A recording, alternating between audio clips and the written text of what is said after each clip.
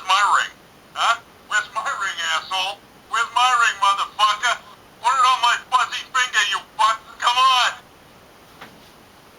What is up, guys? EJ here, back with another video.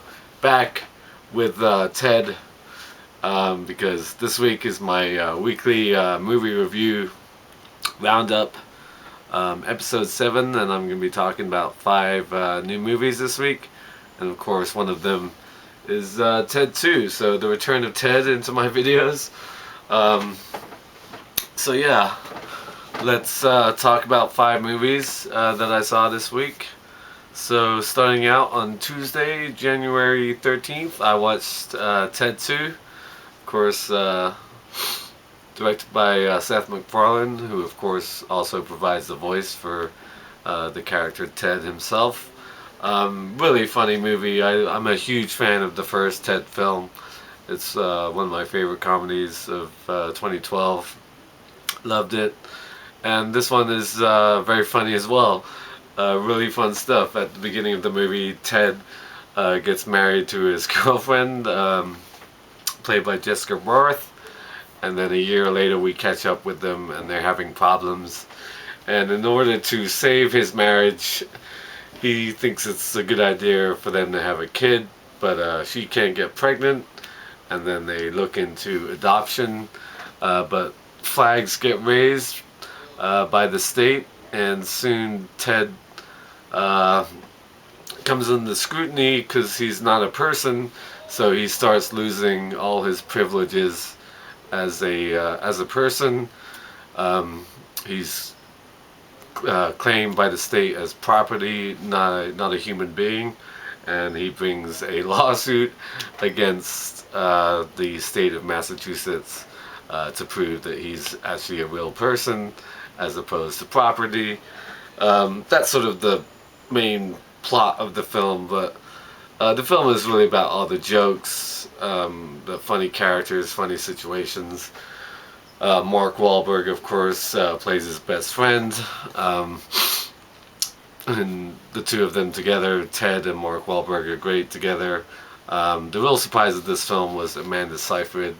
I thought Mila Kunis would be a big miss in this film, missing her from the first movie, but Amanda Seyfried was hilarious in this movie. She's really fun, really funny. She plays Samantha, Sam L. Jackson. She makes all these jokes about she doesn't know like pop culture stuff and movies, and there's a lot of good references to her eyes and the way she looks like Gollum. There's like at least 3 Gollum jokes in the movie, and the last one during the Comic-Con sequence is probably the funniest part. Yeah, really funny shit. Yeah, the Comic-Con fight at the end, towards the end, is really hilarious. Some great stuff at the New York Comic-Con. Giovanni Ribisi is really funny as the evil dude who wants to get his own Ted. He returns from the first movie. He's a janitor working for Hasbro toy company, and he sort of hatches this plan with the main boss at Hasbro to sort of grab Ted and open him up, see what makes him magical, see what makes him tick, and sort of make thousands of toys, thousands of Teds for everybody. He kind of hates the fact that Mark Wahlberg made this wish when he was a kid in the first movie and Ted came to life. So throughout the movie, Ted's trying to fight for his civil rights to be a person.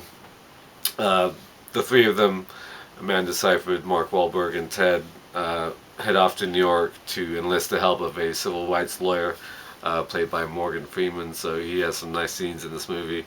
Yeah, but there's just really so many great jokes. The F Scott Fitzgerald joke is really funny.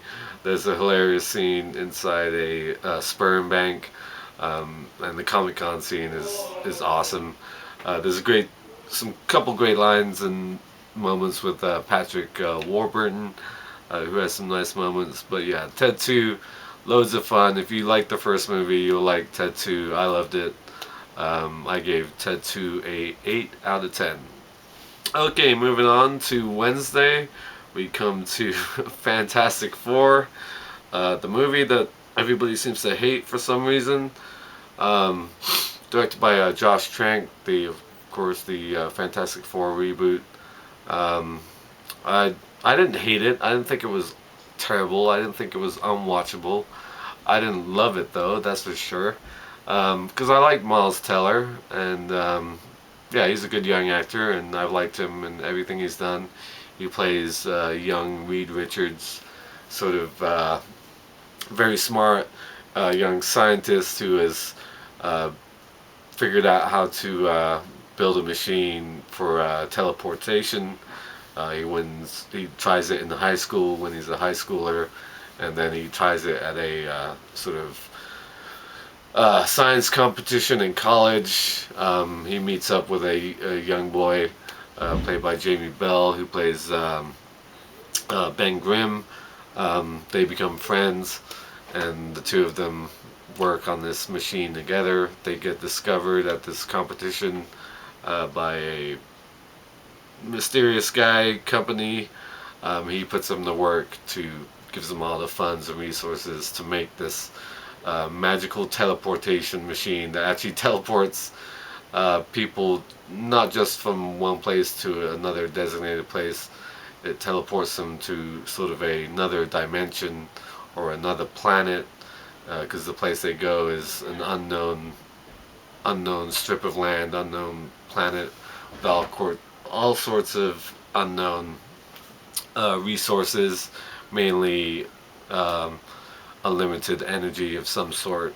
Of course, we have the Invisible Girl, Sue Storm, played by Kate Mara, and what's his name? Johnny Storm, the Human Torch, played by Michael B. Jordan, and of course, Jamie Bell plays Ben Grimm, aka The Thing, and Toby Kebbell plays Victor Von Doom, Doctor Doom. Yeah, the main reason I think this film doesn't work is it's just lacking a lot of fun. I mean, all the recent comic book superhero movies have a sort of sense of fun about them. The Avengers films and most Marvel movies. This film lacked a lot of that. It just seemed like there was a lot of hate and anger in this movie from the very beginning, and that might be part of the reason. The whole tone of the film is very sort of dark, and not dark in sort of a good way like The Dark Knight or the Batman films, but yeah, the whole tone of the film just felt like nobody was having fun making this movie, and that sort of comes across on screen. There's nothing wrong with the special effects. Most of the performances are okay. Um, yeah, Miles Teller I liked. Um, yeah, I wasn't a huge fan of Toby Kebbell as Doctor Doom. I didn't think he really worked in the movie. Um, and yeah, Michael B. Jordan was fine. Kate Mara was fine. Um, uh, Jamie Bell was pretty good. I like Jamie Bell. Um, but yeah, I mean, I like the showdown towards the end. I thought that was pretty well done. But yeah, overall, the whole tone of the movie just didn't work, and I'm not going to be one of those people who just hates it just because everybody else hates it. There are things I liked about it, but it wasn't great. Certainly one of the least memorable superhero films of the past few years. And I'd say the original Fantastic Four, release from 2005, was a lot better. I especially like the extended cut of that film, and I like Rise of the Silver Surfer, even though I've only seen it once in theaters when it came out. But yeah, Fantastic Four, the new one, wasn't great, but it wasn't terrible. I gave it a 6 out of 10. Okay, moving on to Thursday, January 15th. I watched Minions by Illumination Studios, I think that's the name of it. Yeah, the spin-off of the Despicable Me movies. This one directed by Carl Balda, and Pierre Coffin. Of course, it makes sense. The Penguins of Madagascar got a spin-off movie. The Minions from the Despicable Me movies deserve a spin-off movie of their own. It wasn't great. It was fun. It was sweet. It's kind of different than I thought it would be.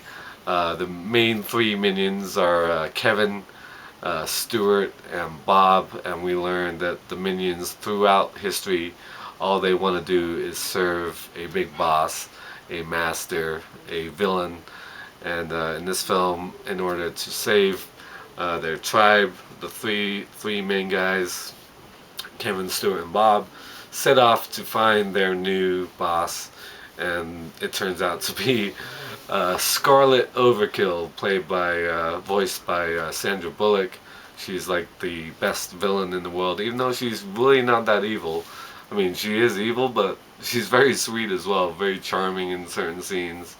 When we first meet her, I like the first time we see her during the whole villain conference, and she takes out the ruby and shows it to everybody, and she says, "I need new henchmen, and whoever can grab this ruby from me can become my new henchman." And of course, it ends up in the hands or in the mouth of little Bob, I think, during that sequence. That's a fun scene. So from there on, she enlists the three minions because she wants to go to England. She loves England. She loves the royal family. She wants to become the Queen of England, and she wants the minions to help her steal the crown jewels, and in fact the Queen's crown, so she can become Queen of England. Yeah, it wasn't great, but it's still fun. I liked it. I enjoyed most of it. I did actually fall asleep the first time I tried watching it. Just dead tired from work during the week, and so I sort of watched it over 2 nights. But yeah, it was kind of fun and enjoyable. John Hamm plays Scarlett's husband, I guess. Yeah, Herb, I think his name was. Yeah, Herb Overkill. Wasn't really that memorable a character. The ending's kind of cool when they finally meet up with the young Gru, voiced by Steve Carell, of course, who does the voice in the Despicable Me movies. But yeah, Minions, it was sweet, it was funny. For the most part, decent animation. So I gave it a 7 out of 10, which is kind of generous. Okay, moving on to Friday. Yeah, Friday, January, what the hell day are we on? Friday would have been the 15th, so I messed up the dates already. So that means Tuesday was the 12th, Wednesday the 13th, Thursday the 14th. Okay, yeah, Friday the 15th, because today's the 17th. Anyway, I watched Love and Mercy, directed by Bill Pohlad. Yeah, it's a really good film about the musical genius, very troubled man, Brian Wilson, who of course was the main force behind the Beach Boys, one of the great bands of the 60s and 70s. Yeah, it's really great. Two great performances by Paul Dano, or Dano, and John Cusack. Paul Dano plays Brian Wilson during those formative years when the Beach Boys were huge and he was making the music. But he suffered from a original diagnosis, as he was diagnosed by his doctor, a very shady character played by Paul Giamatti, who's wonderful in this film. Well, he's not wonderful. He's a pill, to say the least. But he's a great actor, Paul Giamatti. He plays Dr. Eugene Landy, and he diagnoses Brian Wilson with paranoid schizophrenia. And we see back and forth Paul Dano making the music in the 60s and 70s during the Beach Boys' heyday, and the late 80s we have John Cusack playing Brian Wilson. This is where the doctor, Paul Giamatti, really has Brian Wilson under his thumb, has him watched all the time, has him on tons of medication, and sort of very involved in everything that goes on in Brian Wilson's life. John Cusack, very good in this film, sort of a broken, scared man, Brian Wilson at this point in the late 80s. Eventually, he meets up with a very pretty car saleswoman played by Elizabeth Banks, who's also very good in this film. And she sort of realizes that this doctor is he's basically killing Brian Wilson the way he's being treated, and um, so she sort of does what she can. She gets in a relationship with Brian Wilson. They start going out, and she falls in love with him, and she realizes that the way this doctor's treating him is not right. Really great film. Paul Dano and John Cusack were both terrific as Brian Wilson. The music is great if you love the Beach Boys. The way they created um, uh, the album, I forget what it's called. It's like the early '70s album. I forget what it's called. Really good stuff. Um, Brian Wilson, like he creates this album. The rest of his band, his family band, they go on tour in Japan, and he stays home back in California, working on the music, working on the songs, working on the sort of new direction, new sound of these songs. And his bandmates come back, and there's one in particular who sort of fights with him about the music. And there's a great moment where they're arguing over the music, and he says, there's a point where one guy goes, "Yeah, surfers don't even like our music," and one guy's like smoking a J. And he's like, "Yeah." That's very cool. Yeah, just a really good film if you like music and movies about music, and I always have. And I'm a big fan of John Cusack. Um, Paul Dano's great. Elizabeth Banks is great.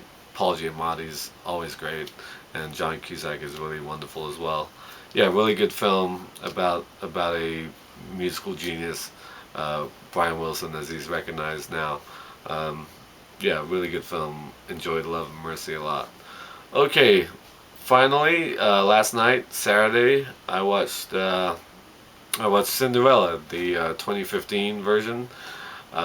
Disney, of course, going back to the well of one of their most beloved properties, and about the story of the young girl who wants to go to the ball, and gets turned into a beautiful princess by her fairy godmother, etc., and meets the prince and all that kind of stuff. The glass slipper.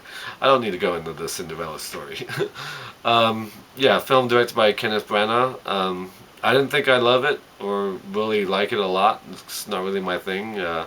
But Cinderella is a great fairy tale, and it's no surprise that this is a Disney property, and Disney and Kenneth Branagh, a very accomplished director and actor, would do this story really well, and it was done really well. It's a beautiful, lavish production. I thought Lily James as Ella was really wonderful. She's on Downton Abbey, which I don't watch. I've always wanted to see it, but I thought she was great as Cinderella.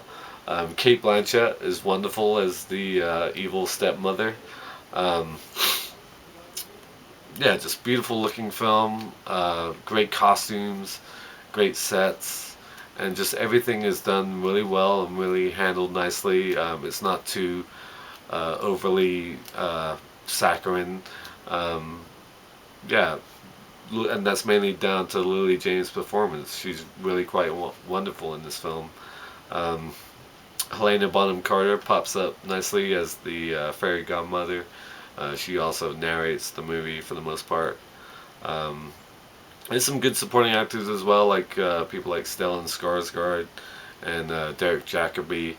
Yeah, just a really beautiful, lavish, faithful retelling of a classic fairy tale, Cinderella. No surprise that Disney comes out with these like live action versions of their properties now. I mean, we've had what, like Maleficent and Snow White and Cinderella and sort of a Wizard of Oz type. I think, yeah, the Jungle Book's coming next year. This one is probably my favorite of all those ones I mentioned that have been out recently. Yeah, Cinderella, really good film. Lily James, very, very good. and Kate Blanchett, always awesome. So those are the 5 films I watched this week. Um, Ted 2, of course. Very happy to see Ted 2. Really hilarious. There's parts I skipped over in Ted 2 that were really funny. Amanda Seyfried was great. There's a great moment where she sings um, a really sweet song, plays guitar and sings under the moonlight. And I know she's a good singer because I have a couple of her songs from other movies on my iTunes. So yeah, that's her singing that song. Yeah, really really funny movie. Good week of movies apart from Fantastic Four, because I guess it's super cool to hate on that movie. But yeah, that's what I watched this week. Thank you for watching as always, and until next time, I'll see ya. Bond. James Bond.